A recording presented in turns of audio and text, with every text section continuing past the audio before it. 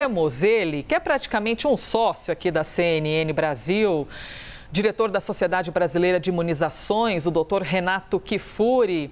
Kifuri, olha, há quantos anos nós não nos encontramos aqui ao vivo, gente? É isso aí, bom dia Elisa, prazer estar com você aqui também. Vamos conversar sobre esse tema tão importante, né? As vacinas continuam fazendo toda a sua, trazendo todo o seu êxito e fazendo as curvas aí despencarem aí em termos de formas graves da doença, formas leves, casos.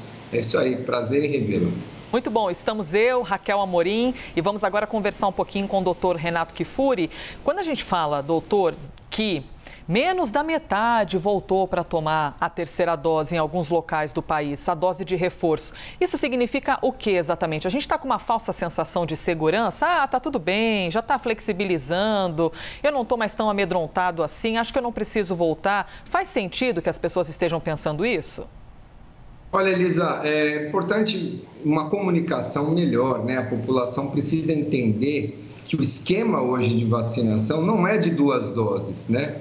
O esquema, inclusive, algumas bulas estão sendo mudadas de vacina, que é o chamado esquema 2+1. Então, o indivíduo vai estar adequadamente protegido com 2 doses, mas mais uma terceira dose 4 meses depois da segunda dose. Esse é o esquema preconizado para todos com mais de 18 anos de idade. Então, quem está com 1 dose ou quem está com 2 doses não completou o seu esquema. Não se trata de um esquema completo que faltou um reforço, que é dispensável. Muito pelo contrário, indivíduos sem doses de reforço voltam a um estágio de não proteção semelhante àquele que tem 1 dose ou nenhuma dose. Então, neste momento de mais tranquilidade, de menos circulação do vírus, ele pode até estar protegido porque o vírus não está circulando muito. Mas se surge uma nova onda, um aumento de casos, esses que não estão adequadamente vacinados são os mais comprometidos. Foi o que a gente viu com a Omicron, né? A Omicron levou para o hospital justamente aqueles que não estavam em dia. Em dia significa 2 doses mais um reforço depois de 4 meses. Perfeita a colocação do doutor Renato. Vamos completar o nosso esquema vacinal. Doutor, a tendência é que essa vacina contra a Covid seja incluída no nosso calendário de vacinação e a gente sempre tenha que tomar doses de reforço? Olha, Raquel, bom dia a você também, bom dia a todos os assinantes da CNN. É bem possível, né, que nós tenhamos vacinação rotineira da Covid incluída.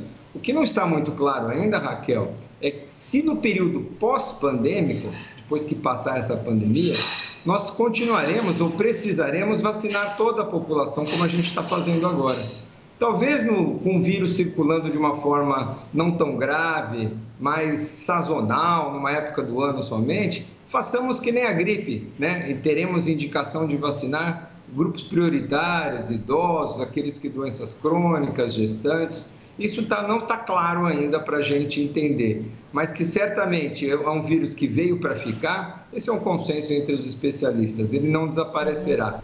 As pandemias acabam, Raquel, à medida que o vírus vai se adaptando, torna-se bastante transmissível, torna-se menos grave e torna-se geralmente com uma sazonalidade, circulando no inverno, geralmente como circulam os outros vírus respiratórios. Vamos ver mais um pouquinho para a gente acompanhar quando se dará esse período, que até lá é vacinar todo mundo, né? A gente já aprendeu que não há grupo que não precise ser vacinado, todas as idades precisam. Doutor Kifuri, primeiro eu quero ressaltar aqui que pelo Twitter, você que nos acompanha ao vivo em todo o Brasil, pela televisão, pelo YouTube, você pode participar, viu? Mandando sua dúvida, sua pergunta, aproveitando que estamos aqui com o doutor Renato Kifuri, para tirar todas essas suas questões, aquelas ideias que às vezes não estão lá muito bem entendidas, compreendidas, pode aproveitar esse espaço para fazer sua pergunta. Doutor, durante a pandemia, nós temos 2 inimigos, um é o vírus e outro é fake news. Porque enquanto vocês estão ali tentando fazer os seus trabalhos, disseminando informação correta, aquilo que é importante para as pessoas saberem, de outro lado, as fake news, não é? Causando uma confusão na cabeça das pessoas. E, muitas vezes, uma fake news disseminada muitas vezes e, eventualmente, na boca de pessoas que carregam alguma credibilidade, elas acabam se tornando equivocadamente uma verdade. Neste momento, uma das frases que eu tenho lido é: Se nós já estamos bem com a Covid-19, já estamos retirando as máscaras, já estamos tudo, por qual motivo temos de continuar com a vacinação? Faz algum sentido esse questionamento, doutor, ou nada a ver? A gente tem que olhar para a vacinação de Covid, assim como a gente olha para a vacina da gripe e para outras doenças? Excelente, Elisa. Você tem toda a razão quando diz que nós temos aí 2 epidemias, né? A Organização Mundial da Saúde classifica, inclusive, essa disseminação de conceitos equivocados, essa infodemia, como eu costumo chamar de uma doença digitalmente transmissível, né? Você tem doença que se transmite pelo ar, pelas fezes. A doença transmitida pela internet, pelos meios digitais, às vezes mata mais do que os próprios vírus, que as próprias bactérias, porque contaminam as pessoas com percepções equivocadas de que as vacinas não funcionam, de que as vacinas vão trazer mal para a sua saúde, ou que aquele tipo de tratamento funciona, ou que vale a pena, que é bobagem se cuidar, porque já existe, o que na verdade só traz desinformação e leva a mortes. A vacinação, Elisa, mesmo nos tempos de menor circulação do vírus, ela foi sempre fundamental. Quando a gente olha hoje para quem está sob risco, a gente sempre ficava olhando, né? Quantos estão infectados, quantos não estão infectados, ao risco de você levar a uma hospitalização e morte se você está vacinado ou não vacinado. Hoje, se a gente começa a olhar para os grupos que realmente ainda adoecem, sobre aquela minoria que está adoecendo, quem são eles? São justamente os não vacinados. Então, nós temos ainda circulando dezenas de milhares de casos por dia registrados, 30 mil, 40 mil por dia, 300 mortes por dia. Elisa, agora nós baixamos de um nível onde o AVC e o infarto passou, mas era a doença que mais matava por dia as pessoas. 12 mil mortes no país por mês em relação à Covid. Isso não é pouca coisa, né? A gente acha que já tivemos 4 mil por dia, na hora que temos 300, achamos que está tudo tranquilo. E a vacinação hoje é a melhor, talvez a única forma de nós prevenirmos que o risco de você adoecer te leve para um hospital, te leve para uma UTI, venha trazer o desfecho fatal, que é o que a gente quer evitar. Então, mesmo nos tempos de baixa circulação, mesmo no tempo de flexibilização, vacinar significa proteger das formas graves. É a melhor ferramenta que a gente dispõe hoje.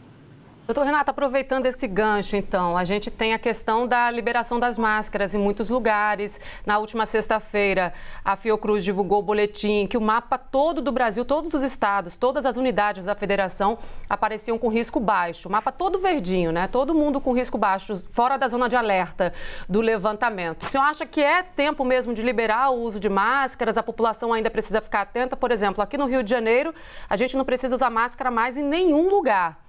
O que a população deve ter em mente nesse momento? Olha, Raquel, eu acho que as taxas de transmissão são o indicador que norteia você flexibilizar mais ou não. Então, o mapa estando verde, o vírus circulando pouco, é possível sim avançar na flexibilização e o uso de máscaras talvez seja o momento da gente, ao ar livre, em alguns ambientes fechados, discutir. O que eu acho, tenho dito isso aqui, Raquel, eu acho que nós precisamos migrar de um modelo onde o Estado fica legislando sobre onde é proibido, onde não é proibido, onde você tem. Legislar significa fiscalizar, significa advertência, significa punição. Nós temos que migrar para um aspecto mais educativo, informativo da população, de quais são as situações de risco onde você deve privilegiar sempre o uso da máscara. Quem é o indivíduo e o local que ele está. Então, é uma gestante, é um idoso, é alguém com câncer, alguém com muito risco, eles têm que usar máscara sempre. Locais, transporte público, unidade de saúde, aglomerações, não importa se é ao ar livre ou não, tem que usar máscara.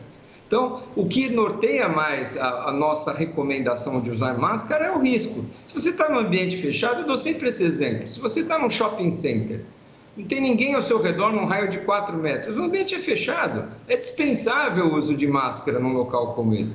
Agora, você está ao ar livre, na porta de um estádio, na entrada do seu time de futebol, com aglomeração, com ninguém perto de você num raio de 30 segundos, todo mundo grudado, é claro que é melhor usar máscara.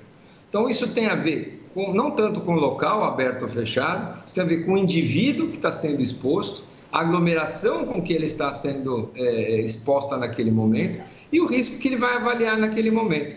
Então, eu acho que esse é o modelo que a gente precisa de informação. Transporte público, aglomerações, locais onde o distanciamento é inevitável, máscara. Você é um indivíduo de risco, máscara. Você está ao ar livre, você está distante, não importa se você está num ambiente mais fechado ou aberto, você pode dispensar. E lembrar sempre, né, Raquel, uma coisa talvez que precise ficar para todos. Quem está com sintomas e precisa sair de casa, esse tem que usar máscara para se proteger e principalmente para não transmitir doença para ninguém. Seguimos aqui ao vivo, às 10h03, neste domingo, 27 de março, e ouvindo o doutor Renato Kfouri, que é diretor da Sociedade Brasileira de Imunizações. Doutor Renato, nós estamos há 2 anos, mais de 2 anos já, pelo menos aqui no Brasil, enfrentando essa indisposição, né? Esse sentimento que é chato para todo mundo, não tem jeito, de existir uma doença que pode tirar a nossa vida, que a gente pode perder alguém que a gente ama, é um desconforto para todo mundo. E desde o começo da pandemia, existe aquele desejo de, será que nós teremos um remédio para prevenir, para além da vacina? Será que a gente tem algum remédio? Estou com sintoma, tenho um remédio que eu já posso tomar, que já vai me ajudar exatamente hoje. O que nós temos, o que a ciência já conseguiu descobrir? Algo para além do ambiente hospitalar. Existe já algum remédio que a gente possa tomar para ajudar a proteger ou tudo que a gente tem está reservado para um ambiente hospitalar, doutor? Eu acho que esse é um aspecto importante que o Brasil precisa começar a investir nisso, Elisa. Nós sabemos que tem grupos que respondem muito mal às vacinas. Esses que têm comprometimento do seu sistema imunológico, os muito idosos, nesses que nós já estamos dando a 4ª dose, ou o 2º reforço, daqui a pouco vão perder a proteção de novo, nós vamos ficar à mercê da 5ª, 6ª dose, vamos ficar reforçando essa imunidade, no sentido de, enquanto não tivermos outra estratégia melhor, acabar utilizando vacinas como formas de proteção.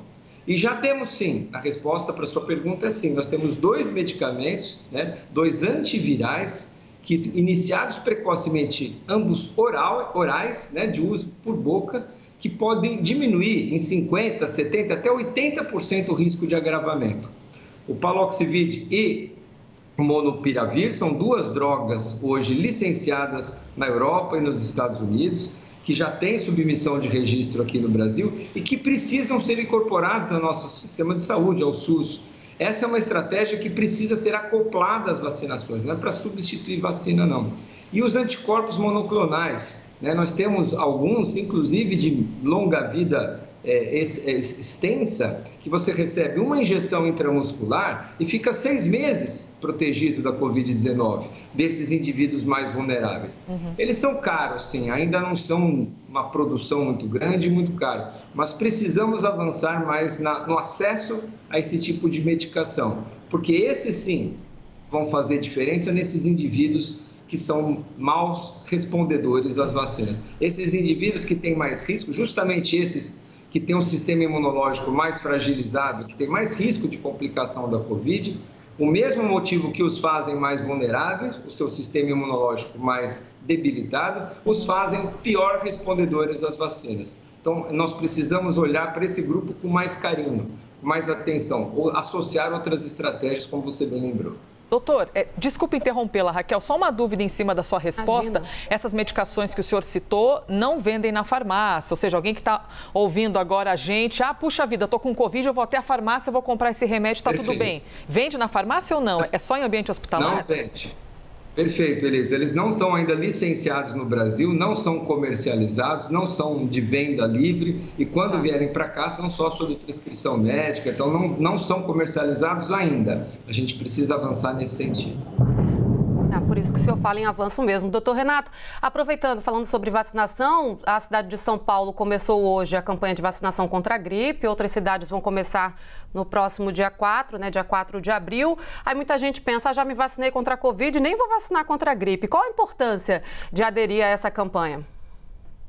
Você tem toda a razão. Há uma confusão com esses vírus respiratórios e a gente começa em breve também uma 3ª campanha, viu, Raquel? Que é para as crianças contra o sarampo. Então, nós estamos num momento muito crítico da saúde pública, das doenças infecciosas, onde a gente vê o risco do sarampo ressurgir, o risco da paralisia já acontecendo. Olha, quem diria a gente voltar a discutir poliomielite, paralisia infantil, a campanha de gripe ocorrendo e a vacinação da Covid avançando. São doenças diferentes. Quem está vacinado de sarampo não está protegido de paralisia infantil, como quem está vacinado de Covid não está protegido de gripe. É outro vírus, é outro agente. Um não interfere na proteção do outro. Então, as duas vacinas precisam ser tomadas. E a maioria dos grupos elegíveis, prioritários para vacinação, são para as duas vacinas. Então, os idosos, aqueles que têm doenças crônicas, as grávidas, as crianças, todos precisarão ser vacinados contra a gripe. A gripe é uma doença que faz milhões de casos aqui no Brasil. Olha, vou te dar um número, Raquel. Cerca de 20% dos adultos e 25% a 30% das crianças se infectam todo ano pela gripe. Um quarto de cada criança brasileira, ou seja, um quarto das crianças brasileiras, anualmente pegam o vírus da gripe, que falta na escola, que leva a criança para consulta em serviço de emergência, que transmite a doença para os seus pais. Diferente da Covid, a criança geralmente é a porta de entrada do vírus na família, traz uma enorme repercussão e a gente pode evitar, Todas essas doenças que eu citei são doenças preveníveis por vacina. A pior coisa para a gente é a gente ter, como pediatra, que sou, você vê uma criança ou algum paciente internado e às vezes vítima numa UTI de uma doença evitável, Não precisava ter tido essa doença. Vacina gratuita disponível no SUS para todas as pessoas ali dos grupos que são recomendados. Então vamos lá, vacinação de gripe começando, mais uma etapa desse desafio. E aqui fica um registro e um reconhecimento para esses nossos profissionais de saúde das salas de vacina, que tem há 2 anos, ou pelo menos 1 ano e meio aí, vacinando de fim de semana, de sábado, campanhas incansáveis fazendo com que essas vacinas cheguem. Nós temos um programa de muito sucesso graças a esses heróis aí da saúde que ficam diariamente vacinando as pessoas. E graças ao senhor, nós estamos sempre bem informados, hein, Renato Kfouri? Obrigada por ter cedido um pedaço do seu café da manhã de domingo, Domingo de manhã, geralmente a gente está descansando e o doutor cedeu um espaço ali no cafezinho dele para conversar com a gente ao vivo aqui na CNN Brasil. Muito obrigada e que bom que nós estamos conversando em um momento em que pessoas ainda sofrem, lógico, mas que a gente já tem podido acompanhar ali uma diminuição do nosso desespero em relação à Covid. Sem dúvida, essa talvez seja a maior lição aprendida até o momento, Elisa? A gente está aqui há 2 anos conversando, quantas vezes entramos aqui falando, um primeiro ano de epidemia sem vacinas, um segundo ano com muitas vacinas, e aí a gente aprendeu a diferença que faz estar ou não estar vacinado. Obrigado aí sempre pela oportunidade. Raquel, um ótimo dia e bom plantão para vocês. Obrigada, bom dia.